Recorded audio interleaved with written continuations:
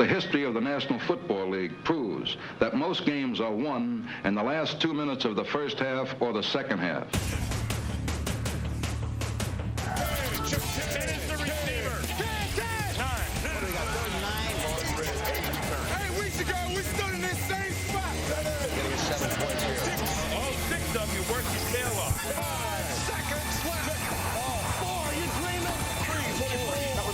Number 3. Evidently 2 questions, 2 weeks.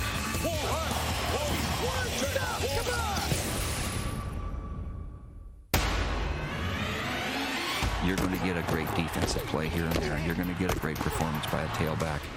But the most memorable games in my mind are the ones where the quarterback shine. So there's 2 seconds left. The 49ers will have a chance to throw one. Those are the guys who, in the clutch, seem to perform to perfection. But what does it take to achieve perfection in the clutch? You're either incredibly prepared or incredibly physically talented. It takes the ability to make your teammates believe that they can do the impossible and drive 89 yards in less than 89 seconds. When all hell is breaking loose around you, to be able to know where you are, where everybody else is, and get the job done. Show enough ain't over yet. We gotta get us another. We gotta get. Now what that do with that quarterback? For a clutch quarterback, the game is never over until the final whistle blows. Here's the measure. It's not Super Bowl championships. It's not total passing yards. It's not touchdown yards. It's this. You have a 2-minute drill. You're down by 4 points. Who do you want taking that snap from the center? The number 10 clutch quarterback of all time, Dan Marino. We were never out of a ball game with Dan as our quarterback, and I always felt that confidence, and our players felt that confidence. Danny had that fire in his eye and his heart each and every time he stepped in the huddle, no matter how much we were down, how difficult the odds looked, that we can get it done. Steps out to the right side, throws into the end zone, and it's caught! It's a touchdown! Give Marino the ball with under 2 minutes to go, and let's see if he can win one that way. When Jimmy Johnson became the coach of the Miami Dolphins is when we had a chance to see Dan Marino's true greatness. When you are asked to win ball games, when a coach is so stubborn and bullheaded that we're going to run the ball, we're going to run the ball. Problem is we're getting our ass kicked in the running game. Then finally, the coach says, you know what, we can't run the ball. Dan, go win the game for us. And he did it repeatedly. 1:04 left in the game here. The blitz at him. Dan looks, throws into the end zone. It is caught. It is a touchdown. Nothing safe with Dan Marino on the other sideline. 1994, opening day on 4th and 5 at the end of the game. His team is down. There's only seconds left. Marino looks out to Irving Fryer, and he goes, wink, wink, go long. Marino throws deep downfield. It is caught by Fryer. Touchdown! Touchdown Dolphins! Marino to Fryer! Oh! Courageous call! I'd hold that one play out as being one of the finest clutch plays I've ever seen. Marino always worked the clock, but no time was more memorable than our next clutch play. We were beating them the whole game, and then finally on their last drive, it was the old fake spike game. 30 seconds to go. I believe Marino is saying I'm going to spike it. The Jets are, they're sleepwalking. They're clueless. Marino takes the snap from center. He's looking. He throws. Touchdown Dolphins! They caught the Jets off guard on that play. It wasn't like we didn't know what was going on. It wasn't like this big epiphany that Dan Marino had. We had talked about that in our practices, but on this particular time, it was strictly Dan, knowing what to do at that moment. And the clock play was the right thing to do. That was unbelievable. Dan Marino becomes the all-time leader in pass completions in NFL history. The only stat people remember is that our number 10 quarterback never won a Super Bowl. If Marino had won that ring, even just one, he's higher on every list by every measure of esteem. Nobody would say, well, yeah, but... Danny will always have the yeah, but detractors out there. He's always going to carry the curse, but he didn't win a Super Bowl. Why does it matter that he didn't win a Super Bowl? I just think that's unfair. The fact that he's number 10... You may have him as number 10, I got him as one of the greatest clutch quarterbacks ever in the NFL. Terry Bradshaw was a guy that was never going to get the credit because he had such a great team around him. Nothing's generated more controversy than Bradshaw's omission from our list. He was MVP in the Steelers' last 2 Super Bowl triumphs without blinking an eye. And it's a touchdown for Pittsburgh on the arm of Terry Bradshaw. Bradshaw has this, and that's how many Super Bowls he lost. 4-0. Sorry, Terry. Making a splash with Super Bowl wins won't get you in this top 10. Our criteria is sink or swim in the 2-minute drill. The number 9 clutch quarterback of all time, Steve Young. Here we go. Remember when Steve Young's career ended, he was the number 1 rated quarterback in NFL history. The great thing about Steve Young was his ability to perform in the clutch a lot more than people thought he did. To get the winning score is just the stuff of legend. That's guts. Steve Young was so athletic and so difficult to defend because he was multidimensional. Steve, take it yourself. Dives into the goal line. Touchdown 49ers. His comebacks were more frantic. Let's go, let's go, let's go. He was kind of a crazy man out there. And those wild eyes and screaming at his teammates. Everybody's wandering around. Let's go. He's got lots of room. 35, 30, stays in bounds. He's to the 20, 15. One man to get by. He's to the 5. Carries him into the end zone. Touchdown 49ers. The thing I love about Steve Young is his story. Take a look at Aaron Rodgers and the things that he's going to have to deal with coming up. Filling in for Brett Favre. Filling in for Joe Montana. Cuts into the middle. Down to the 15. Gets back up. Then he lost the ball. Joe Montana would be running in the first place. If it's not enough to follow in the legend's footsteps, for Steve Young, for a long time, the knock on him was that he can't win the big one. But in 1994, our number 9 quarterback did win the big one. Won't have to hear any more talk about Steve Young getting to the Super Bowl. That's not the classic end of the game comeback. But I think when you talk about quarterbacks and their place in the game, that kind of put the stamp on Steve Young's comeback. Someone take the monkey off my back, please. San Francisco will have one crack at it. If Young's got a big one left, this is the time. At that point, he had never beaten Brett Favre or the Packers, period. Favre had just put the Packers ahead. He slips. He looks like he's falling down. He keeps his balance. Throws to the end zone. Owens! He caught it! He caught it! He caught it! 49ers win the game, and I think that really did a lot for Steve Young's ability to be considered a clutch performer. I think what it says about Steve Young is he had nowhere else to go with the ball. Seriously, he had to go straight up the middle. He had to throw it to T.O. Total force job, man. He just said, screw it, I'm, gonna force it in. The ball had to be perfect. It was! 1988, 49ers are playing the Vikings. Joe is hurt. Steve's at quarterback. 2 minutes to play in the game. 49ers are down by 4 points, and he takes off on a run that is still the best run by a quarterback I have ever seen in pro football history. Gets away again to the 35. Cuts back at the 30. To the 20. The 50. The 10. He dives. You'll never see a quarterback make a scramble like that, maybe ever again, because nobody's as crazy as Young. Steve did it more with like blood and guts. He was a tough guy. The Detroit game is exactly what I'm talking about with his physical toughness. Steve Young is hurt. Oh, my, is he ever. Again, I don't know if he can get up from this one. And there is a very memorable image of him crawling off the field. I thought he was going to die. Seriously, I think Steve Young's going to die in the Silverdome right here, and we're going to have to just carry on with the game. And what does he do? He comes running back into the huddle. You could see the teammates get lifted up by his toughness, and he led them to a comeback win in the fourth quarter. Here's the ball game. Young under pressure. Gets it away. Ball is caught into the end zone. Touchdown, Singleton. The number 8 clutch quarterback of all time, Bart Starr.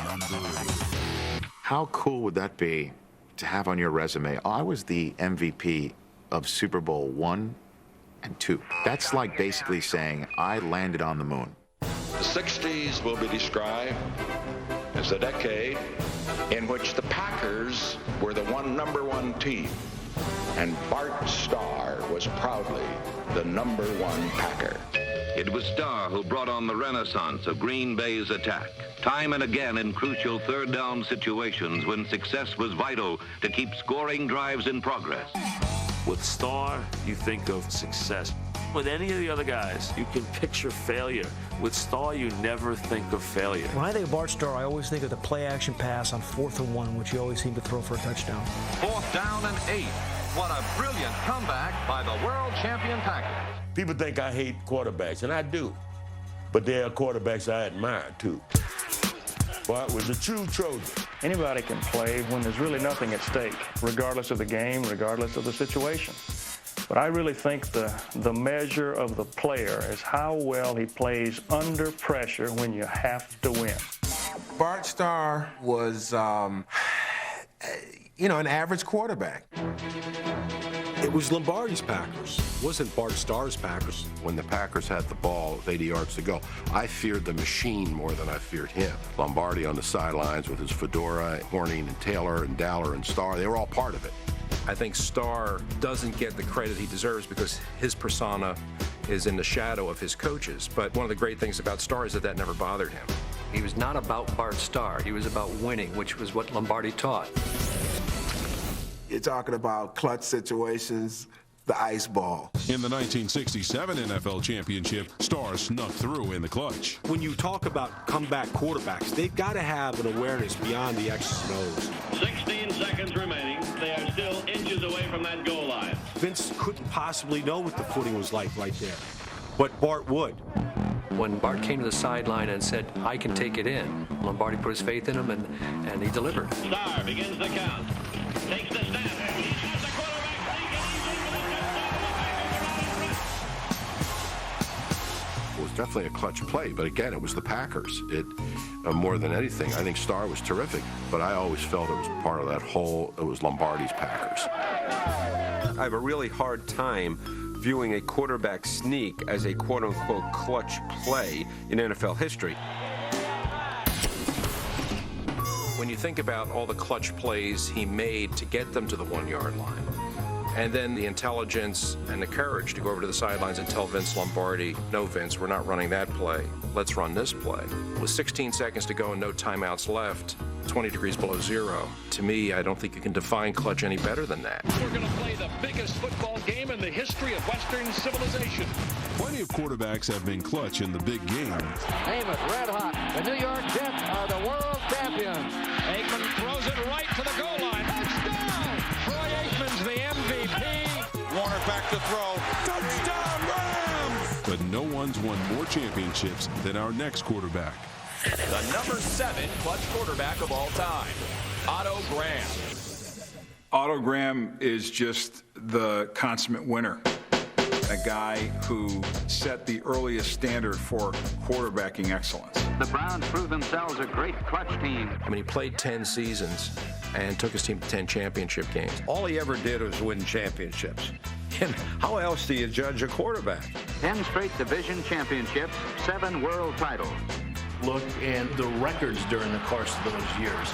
10-2. It wasn't like he was getting into the playoffs with a 9-7 record, like some of us do these days. Long before Bo Jackson, Bo knows baseball. our #7 quarterback was a two-sport star, and he was just as clutch on the gridiron as he was on the hardwood. He played for the Rochester Royals in the NBA in 1946, and they won the title. Then he played for the Browns the same year. Otto Graham was headed for one of the most brilliant careers in professional football. And they won the title as well. When you say Otto Graham, people goes, yeah, he was a great quarterback, but what? They can't remember seeing him. They didn't have TV. And what a day for Otto Graham. 4 touchdowns and 3 conversions. You don't have a chance to publicize a guy then the way you do now. If he was playing now, Otto would be the man. He would be Tom Brady. Otto Graham, who usually has a football in his hand, is kept busy with the pen. He'd be doing Regis's show. Automatic Otto using the referee as a blocker and shield. He'd be the guy. You look at the Pro Football Hall of Fame, there's an artifact.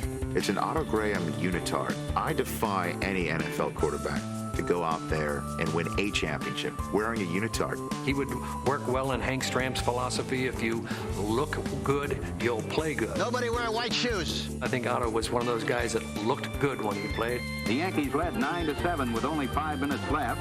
Then Graham and Lavelli got together on this touchdown pass. Maybe the unitar was a part of that. That shows a certain moxie that doesn't translate to today's game. So, Otto Graham, you go, guy. Winning translates in any era, and our number 7 quarterback was automatic with the game on the line. The biggest game he ever played was probably the 1950 NFL Championship game. If you talk about that as being a clutch performance, there couldn't have been a more pressured performance for Otto Graham. 1 point still separated the two teams as they came to the final minute and a half of the game. And the Browns had entered another championship, this one a cherished conquest in the National Football League. In any era, in any time or place, that's clutch quarterbacking. And Otto Graham did it in that game and did it throughout his career. The number 6 clutch quarterback of all time, Snake Stabler. Kenny Stabler was not a quarterback. Kenny Stabler was one of the boys. And when you have one of the boys playing quarterback, that's a good feeling. Stabler back, he's going to pass, looking one way, comes back to the right, throws to Branch on the 2, scrambles, touchdown Raiders! You could put your money on him when the chips are down. Kenny was money. You talking about the gambler? You got a full house. He might pull 4 of a kind on you. Stabler back to pass again from midfield, throwing a deep bomb, going to Branch against Livers. Livers knocks it down. Branch catches it. Touchdown! Snake would just say, keep it close. Keep it close. And we keep it close, and bingo, we win the game. The Oaklanders continue to live by the skins of their collective teeth. Kenny Stabler, nice quarterback, very good player, not top 10 all time. Who do you want, Brady or Kenny Stabler? Touchdown, Tom Brady! Who do you want, Peyton Manning or Kenny Stabler? That was a thing of beauty. You look at the entirety of Ken Stabler's career, and you're not that wowed by it. But you think of him as clutch because of the 2 or 3 plays that jump out at you, that personify clutchness. They call him Mr. Clutch. I mean, think of his wins. All those name games, the Holy Rollers. Stabler back, here comes the rush, he sidesteps, and he falls. Kenny was nice and cool. He rolls it down the field. Flip forward is loose, a wild scramble, 2 seconds on the clock, pass for grabbing the ball. Well, a clutch play like that was a Kenny Stabler. To see a hand. Looking, he's under the gun, he throws, Goes to the post. He goes medium deep to Casper. Casper makes it over the shoulder, catch. The immaculate deception. Stabler made a great play right before the immaculate reception. 30, 25, 20, 15, 10, 5, touchdown. By sheer luck, luckiest play in NFL history, they lost. It's caught out of the air. The ball is pulled in by Franco Harris. He shouldn't be 6. He shouldn't be 6. Okay, in the huddle today, we got the Snake at quarterback. Greatest nickname ever for a quarterback, because he would just sit back and then strike like a snake. And Stabler was on the money. The name Snake, I think, probably stood for more of the things he did off the field than on the field. This is a family show, so I can't. Football players are no different than anybody else. They have feelings. I don't think Stabler would have been as efficient a quarterback if you asked him to wear a coat and tie and check in every night at 10 o'clock. You have to find a way, no matter what the circumstances are, and just refuse to lose. Whatever that thing was, that focus, that concentration, that competitiveness, he could just step it up a notch when you needed it. Stabler rolling to the left. He's going to go. Runs it in. Touchdown, Oakland. Kenny Stabler would tease you. Kenny Stabler would put his foot on your neck and just squeeze you. Brilliant work of art by the master of his position. Yasha Heifetz never played a violin with more dexterity than Kenny Stabler is playing the Minnesota Viking defense. Kenny Stabler would only score when he had to score. And the Raiders have pulled this one out of the fire after a narrow escape. Number 6, I think Snake belongs higher because he was the Snake. Think about it. I mean, who was 1 through 5? That's what I want to know. And now, the number 5 clutch quarterback of all time, Johnny U. You can stop the ranking right here because there isn't anybody better than Johnny Unitas. Ladies and gentlemen, from the dugout, Constantine Unitas. It's outrageous that Johnny is number 5. At 5, Unitas is probably low. He's in trouble. He's going to have to run it now. This guy killed you. Every 2-minute drill right down the field. Unitas fires downfield. It is completed.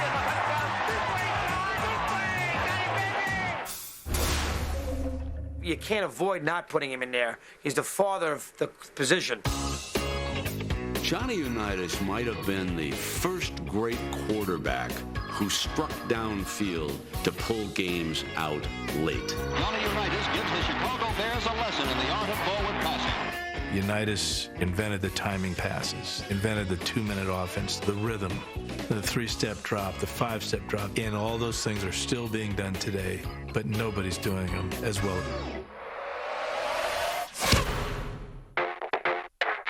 Today's game is surrounded by gadgets and gizmos, but our number 5 quarterback was a one-man show. Unitas was calling his own plays. He was running his own game out there. All the responsibility was on him. Out left, split right, zone pass right, on one, ready? Tom Brady doesn't call his own plays. Tom Brady has a green dot on his helmet. Johnny Unitas had no green dot on his helmet. Back draw, both of them on run, ready? The communications package was, he looked at Lenny Moore and said, break it off at 6 yards. Unitas goes back to throw. Fires long. Into the end zone. It's complete. That's what makes him number 1. If I do my job and I call the game right, if I put the ball where it's supposed to be, we're going to win. When Don Shula first took over that team in Baltimore. What the hell are we doing? We'll get killed. And they had a 4th and short, and Shula sent the field goal team out. And Unitas sent them back off the field, called the play, scored a touchdown. Johnny Unitas did a beautiful job there. Place goes crazy, comes off the field. And Shula said to him, don't do that to me again. And Unitas said, no, you got that wrong. Don't do that to me again. When you're a coach and you got a player like that, the dumbest thing that you can do is to try to force something on him when you know that he's working hard in preparation to make the right calls in these situations. He seemed to be stoic, purposeful, calm, whether it was the first series in an August exhibition game. Shoots a soaring pass. It's taken on the fly by Lenny Moore all the way to the goal. Or whether it was the last 2 minutes and his team was behind in the NFL championship game. Yankee Stadium jam-packed for the greatest playoff game in pro football history. New York Giants versus the Baltimore Colts for the National Pro title. That game would go to overtime, and all they need is a field goal. And what does Johnny do? He was going to take it down, score a touchdown that was going to win the game. Unitas gives Luigi. The Colts are the world champions. Down the field, that to me is the definition of clutch quarterback. Unitas said, you only get nervous if you don't know what you're doing. I knew what I was doing. John, it was just stupendous. Thank you very much, Chuck. When Johnny Unitas was playing, games started at 2 o'clock. And they did that only in Baltimore because they wanted to make sure everybody in town had time to go to church. So to everybody who was a Johnny Unitas and a Colts fan, Sunday started with God, and it ended with God. And God has only one spot on a top 10 list. That's number 1.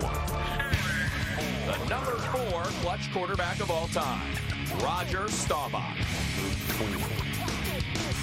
I think Montana and Unitas and Elway and those guys all deserve to be on this list, but it would start with Roger Staubach.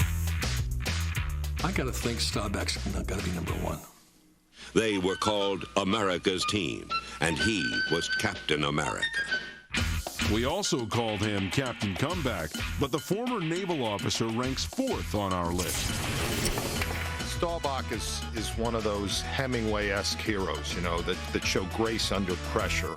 Red right, power 49 near Geo. It's on 2. It's on 2. Ready? Break. If you grew up in the 70s, it seemed like every Sunday afternoon at 3 o'clock, the Cowboys were on TV. You gotta love the Cowboys. They're the most exciting team in the NFL.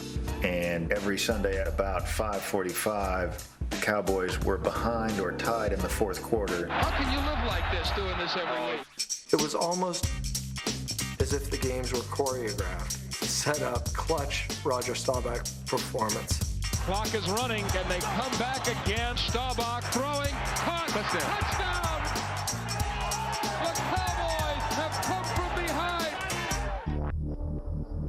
The Hail Mary was remarkable. The game seems lost, and yet there is Staubach driving the Cowboys down the field. At the end of the day, you felt as though the better team did not win. The weaker team won because the weaker team had Roger Staubach. Well, the Cowboys need a miracle. Roger takes the snap, pumps it once. He's going long. Down the near sideline for Drew Pearson. Pearson makes the catch at the 5. Touchdown! Would you believe it?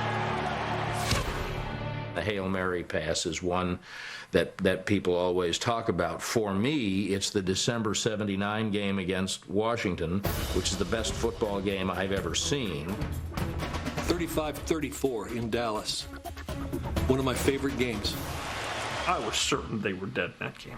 I was just certain. Nobody comes from down a couple of scores in the last 2 minutes. It just doesn't happen. Hold it right there. Roger Staubach, watch out. Don't bring him back. 42 seconds left in the game. Redskins lead by 6. Staubach throwing in the end zone. Tony Hill! Touchdown! The Cowboys have come from behind unbelievably. He was the best clutch quarterback because of his ability to run. The guy was never beaten when he had the ball in his hands in the final minutes of the game. Captain Comeback, he was the real deal. Peyton Manning belongs in the top 10. How about an honorable mention instead? That championship win against New England, that was a defining moment in his career. As for little brother Eli, he is the proud owner of 2 clutch fourth-quarter game-winning Super Bowl drives. Make the plays that he did, I mean, that was a stunning accomplishment. This quarterback just made the biggest plays. But what we're talking about here is a career's worth of work. So we're talking about the guy the Mannings beat. The number 3 clutch quarterback of all time, Tom Brady. Up until just recently, I felt that Joe Montana was the greatest quarterback that ever played the game. I now reserve that right for Tom Brady. My criteria is, have you won with different people around you? Have you won at different times in your career? Have you won in different ways? Tom Brady has just been phenomenal at the end of ball games. Brady has been spectacular. 36 seconds left. Brady drives him 60 yards. That's some great comebacks. Before he goes under center, he knows what he's going to do with it. And he knows if this guy's not there, he's going to go there. And if that guy's not there, he's going to go there. And if that guy's not there, he's going to throw it away. And the Patriots win in overtime. Oh, baby. What a throw by Tom Brady. Way to go, brother. What a win. Tom Brady's had 3 great comebacks.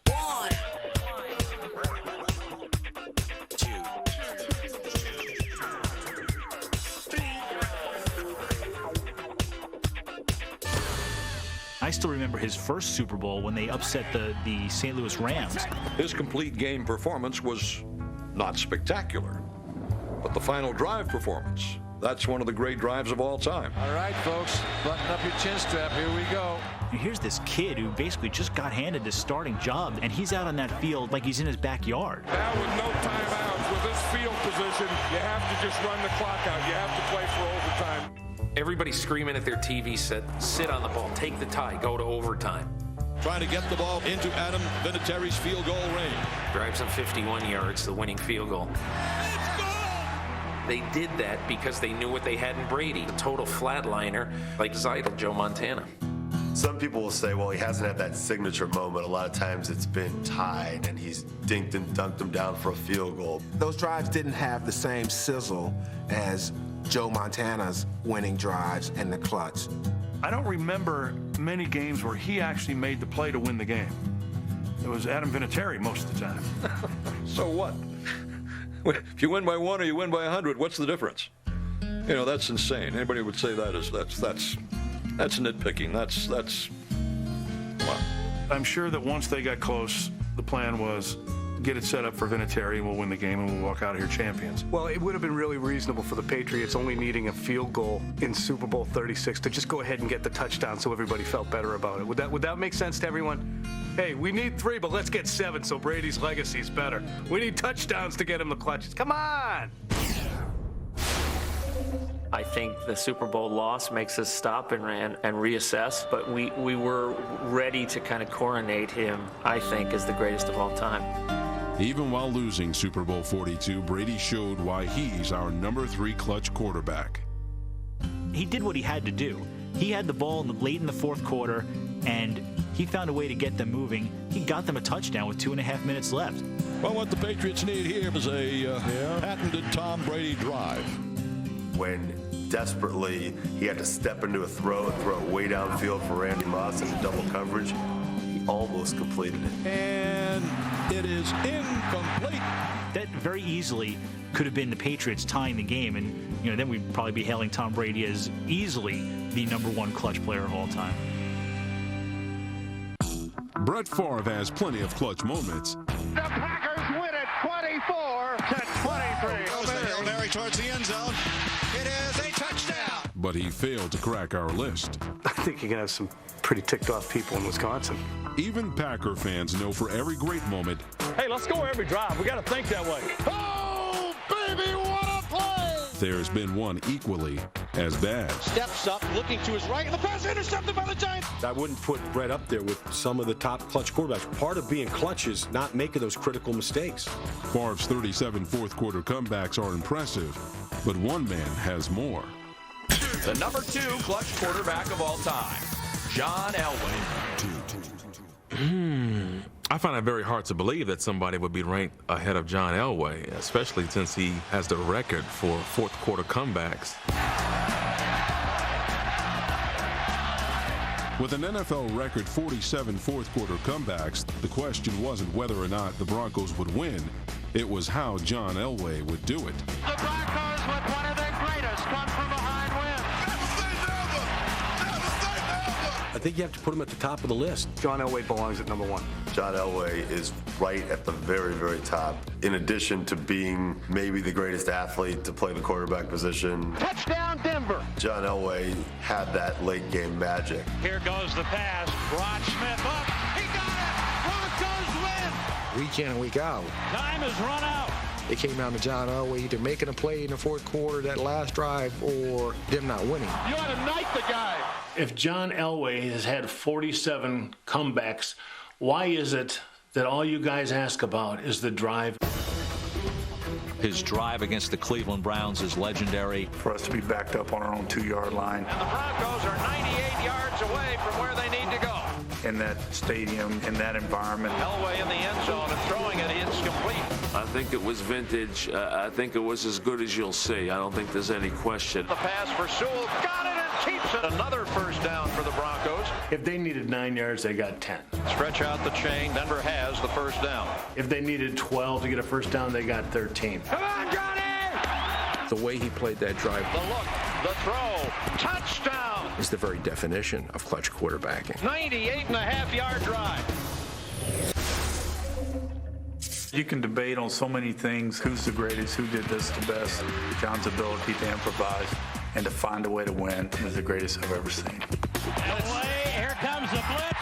He steps away from it and lets the pass go long. He's going for a touchdown. You've seen it so often where Elway's running one way and he scrambles and gets away from somebody. Look for a play now. Twirls around, still has the ball. He throws the ball across the field, across his body like you're not supposed to do. Elway can pull that off. He was a Michael Jordan in some ways. You just give him the ball and get out of his way. Elway scrambles away and he'll run. He's up, passes on the move. Touchdown, Jackson. Does that better than anybody else. He did what he did, but then you wonder, well, why'd they get behind? Early in his career, our number 2 quarterback's license to thrill expired every time he reached a Super Bowl. You have to question John's decision to throw that. Dang it. In the 3 Super Bowls that he lost, he did not play well. Stupid, John. He was the guy that couldn't win the big one. And now all of a sudden, he's the second most clutch quarterback. I'm not certain I follow that. Matt Millen is telling him keep his head up. Next to Dan Marino, he played with maybe the least talented group of players year in and year out of anybody on this list. I don't think there's anybody that could have ever brought us to the 3 Super Bowls with the cast that we had than John Elway. When Elway finally did win a Super Bowl, he got the running back he needed, but it was Elway who ran the hardest. Packers jumping around. They rush 4. Plenty of time for John. Now squeezes, steps up in the pocket. Elway can run. Come on, John. Come on. That helicopter spin. He flies inside the 5-yard line. Kind of epitomized the will and the determination of John Elway. You want to tell me the 37-year-old man doesn't want to win this game? That's sacrifice. Oh, man. It was unspoken, and yet it could not have been more eloquent. Denver's going to win it. Oh, baby, they're going to win this thing. Are you kidding me? Probably the greatest, or one of the greatest 2 quarterbacks in the clutch. This guy will go down as the greatest come-from-behind player in National Football League history. And now, the #1 clutch quarterback of all time, Joe Montana. If I had to have one quarterback to run my football team, Black 59 Laser! I have one drive. It's Joe Montana. In situations when every other quarterback would get frenetic, So there's 2 seconds left. The 49ers will have a chance to throw one. he would get calmer. Here's Montana throwing for the end zone. Right, late. He got it. Montana was in a zone for about 6 years. Touchdown 49ers. What a play by Montana. Good job. Good job. That was the mark of Joe Montana. Pressure's on, so what? Let's go do it. We've opened the door. We're going to go through it next week, and we're going to kick ass and take no prisoners the week after.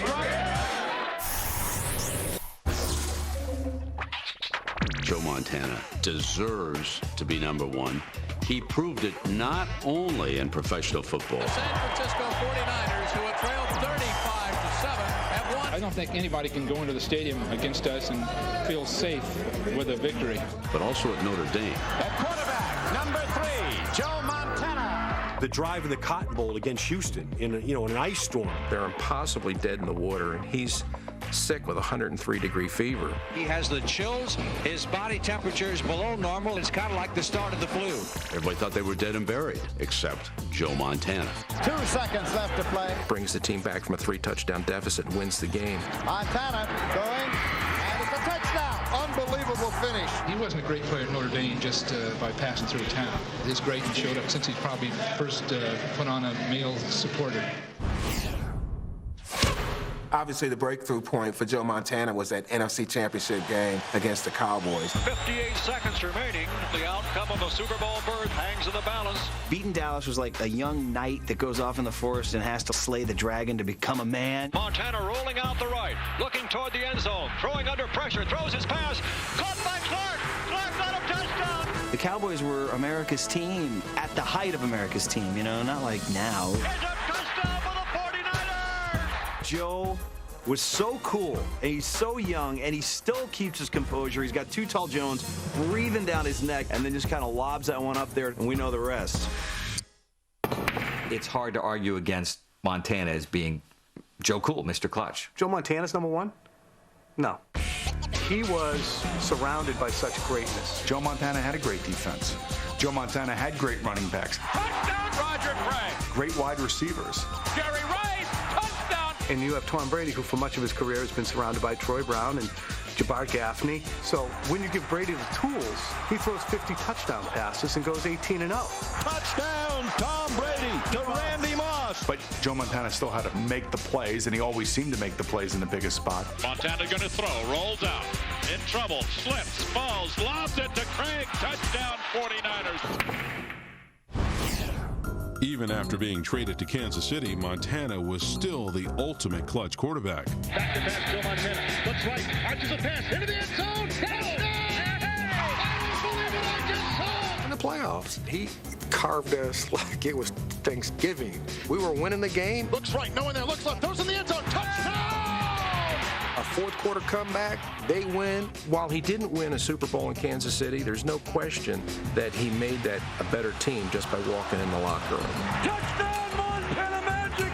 Kansas City takes the lead with 8 seconds left.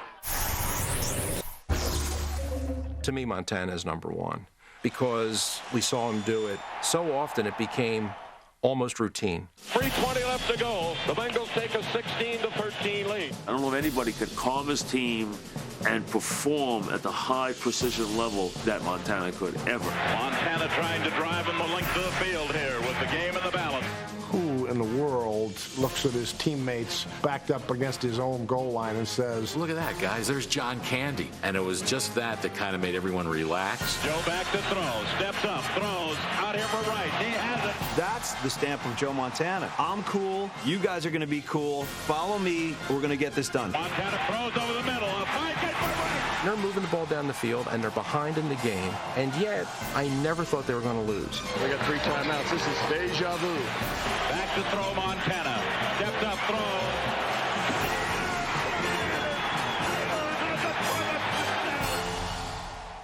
Joe Cool may be number 1, but like everyone on our list, he proved that clutch quarterbacks are born, not made. Can you learn to be Michelangelo?